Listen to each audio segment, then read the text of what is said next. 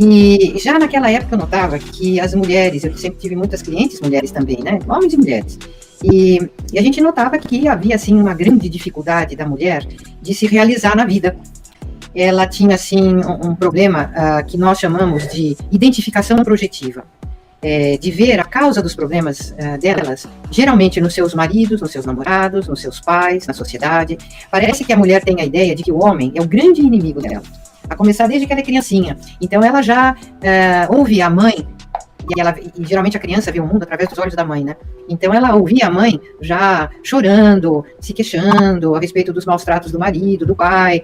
Então todo esse clima de inimizade entre mulheres e homens tem um efeito muito negativo dentro da psique feminina. E isso é um problema, porque a mulher não percebe que a maior inimiga dela é ela mesma. Que geralmente o fato da pessoa se sentir vítima impede que ela consiga resolver os problemas dela. Ela fica presa, totalmente presa àquela sensação de estar escravizada a problemas que não dependem da solução dela. Dá para entender?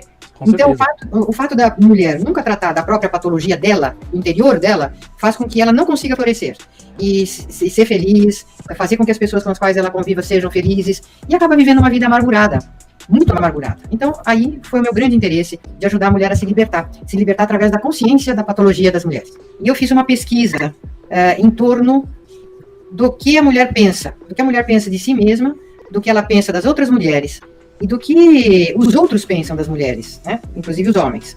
Então, no geral, o que as mulheres pensam de si mesmas, e o que até muitos homens pensam das mulheres, é que ela é sempre vítima dos outros. E isso é realmente um desastre. Porque aí ela fica com a patologia sem cuidar, e a patologia toma conta. Quando eu falo em patologia, eu falo questões assim internas, né? A inveja, a ira, a preguiça, os ciúmes, o orgulho, a vaidade, o narcisismo, a teimosia, o egoísmo, enfim, todos esses problemas que são característicos do gênero humano, né? Nas mulheres isso fica sem conscientização, porque elas geralmente acham que elas sofrem por culpa dos outros, principalmente dos homens. E aí, o resultado a gente vê. Então, no entanto, né, quem que é a mãe da humanidade? A mulher é a mãe da humanidade. Júnior, já pensou nisso? Com certeza, isso daí é bem...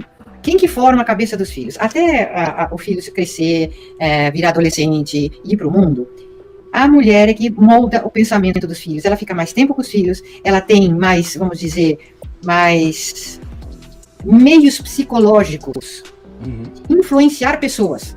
A mulher influencia, tem uma capacidade, tem uma habilidade de influenciar pessoas incrível. E essa capacidade que a mulher tem, ela nem sempre usa para o bem. Ela usa muito para intrigas, para brigas, para fazer a cabeça de um de outro. Muitas vezes ela coloca os filhos contra os pais, contra os maridos, o que é muito ruim para a formação dos filhos. Enfim, Jung dizia que atrás de um gênio sempre tem uma grande mulher. E é verdade.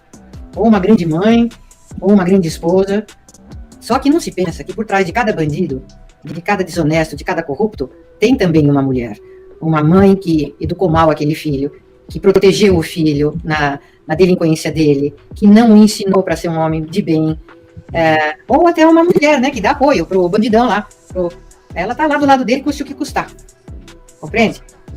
Sim. Não é isso, Júnior? Sim, tem muito disso. A gente vê porque nas cadeias, alguns criminosos recebem até mesmo carta de amor, que não são nem de suas parceiras. Exatamente.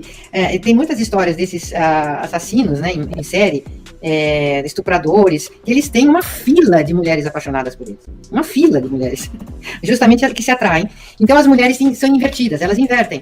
Geralmente o homem bom, que gosta dela, que a trata bem, que tem afeto por ela acha sem graça, rejeita, acaba rejeitando. Já aquele jovem que é um líder, assim, revoltado, ou que tem tendência para ser um delinquente, esse jovem é que vai ser o sucesso das meninas, né? E o sucesso das mulheres. Então, a mulher é invertida, né? O que ela quer? Se ela vai atrás de um bandido agressivo, ela quer o quê? Vai querer ser bem tratada? Ai. Bom, tem esse slide aqui. Normalmente a mulher se vê sem problemas. Então, ela tem sido muito poupada, né? Em ver seus defeitos. E isso alienou muito a mulher da realidade dela. Então, ela não vê os seus defeitos, é santa, é vítima. Então, quem que vai cuidar? Como é que ela vai cuidar dos seus defeitos e se desenvolver e se tornar uma mulher agradável, construtiva, uma mulher, uma boa mãe, uma boa companheira, né? E ela não se enxerga, né? Então, é problema. Certo. Tem uma pergunta que eu queria colocar aqui pra senhora. A respeito do As Mulheres no Divã. A senhora afirma que existe um lado pouco explorado das mulheres, maquiado pela sociedade. Ela é sempre vista como símbolo de benevolência, bondade, virtude. Isso sempre foi assim? Ou quando que isso começou a ser realmente uma verdade incontestável da nossa sociedade? Bom, isso sempre foi assim. Desde que o mundo é mundo, desde que a Eva deu a maçã lá pro Adão, simbolicamente. Uhum. Mas desde esse tempo a mulher, ela se vê como vítima de tudo, né? E o homem é o vilão. E esta visão sempre houve. Então, ela é transmitida de mãe para filha, para neta, de geração para geração, de geração para geração. A criança, a menininha, ela já escuta a mãe falando com a tia, com a avó, com uma amiga, como ela sofre por causa do marido, geralmente colocando nessa questão sexual, que o marido tem outras, ou porque ele bebe, ou porque ele tem esse defeito, ou porque ele tem aquele defeito. E todos os seres humanos têm defeitos. Todos têm defeitos. Agora, a mulher não se vê com os defeitos. Então, ela foi abnegada, ela deu a vida dela para os filhos, deu a vida dela, se sacrificou pela família, ela que leva tudo adiante, se não fosse por ela. Então, essa sensação de vítima estraga a vida da mulher completamente. Uhum. Completamente. Ela não consegue se desenvolver e acaba sendo uma figura aversiva, né? Não só para o marido, para o namorado, para os companheiros, como para os próprios filhos, que acabam não aguentando essa conduta da mulher, né? Sabe quando ficou pior? Que isso que eu acho que é uma coisa terrível, Júnior. Desde a antiguidade, os povos seguiam o modelo do patriarcado, e as mulheres eram seres reclusas ao ambiente doméstico, protegidas, né? Sempre a mulher achou que precisava ser protegida, e o homem também, sem contato direto com o mundo exterior. Agora desce um pouquinho. Pronto. Porém, nos Estados Unidos, lá pela década de 50, 60, o que acontecia, né? Não, mais de 40, 50. Somente 38% das mulheres que tinham emprego, mas elas eram professoras, enfermeiras e secretárias só.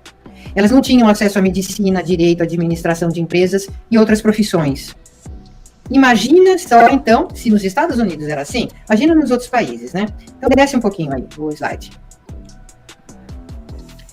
Aí, o pessoal do poder econômico dos Estados Unidos, os big shots lá do dinheiro, né? Uhum. Então, eles pensavam assim, mas tem metade da população aqui que podia estar trabalhando e me dando lucro, e elas estão em casa, cuidando somente do marido e dos filhos. Então, tem todo um contingente aí, uma população enorme de mulheres que poderiam estar trabalhando para mim e trazendo lucro para mim, nas minhas fábricas, nas minhas lojas, nos bancos, e, entendeu? Dando lucro para os poderosos. Então, o que aconteceu? Eles lançaram maliciosamente, até foi o sobrinho do Freud que lançou essa ideia nos Estados Unidos, do empoderamento da mulher para ela ir para o mercado de trabalho para servir o poderoso econômico. Então, veio essa história dos Women's Liberation Movement. E a Betty Friedan, que foi a mulher que foi contratada por eles para lançar nos Estados Unidos e espalhar pelo mundo esse movimento feminista, que é a da libertação da mulher. Então, ela começou a fumar, começou a fazer tudo aquilo que ela tinha inveja que o homem podia fazer, e ela achava que ela não podia, pelo menos não em público, porque sempre houve traição, né? Traição feminina é uma realidade de sempre. Entretanto, só os homens